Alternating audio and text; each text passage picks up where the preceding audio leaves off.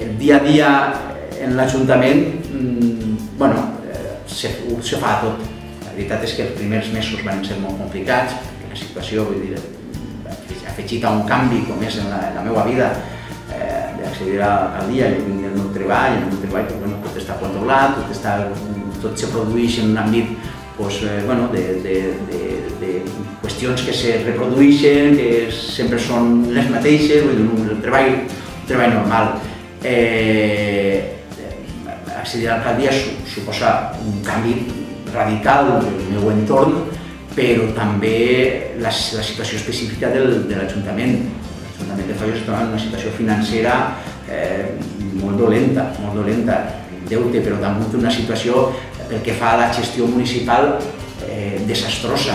Això era un caos. L'obligació de sintetitzar quasi 4 anys en un moment, en un instant, la veritat és complicada perquè jo crec que no només s'han fet algunes actuacions molt ressenyables, com per exemple desbloquejar projectes que estaven dècades bloquejats i sense donar-se-li solució.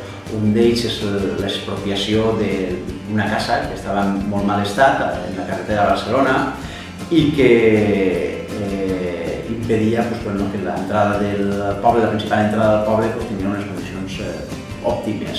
Ara aquesta casa l'expropiarem i farem un àmbit urbanístic menudet, però un xicotet passeig, una xicoteta placeta, que millora moltíssim l'estètica, sobretot de la imatge de Fallos.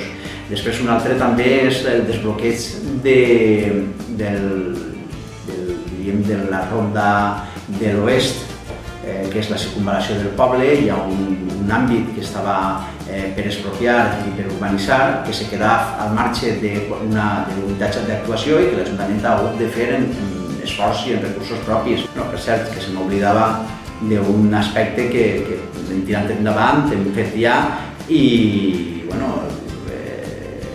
ha sigut molt valorat també pels veïns, que és la compra de la casa del costat per a una pròxima ampliació de l'Ajuntament.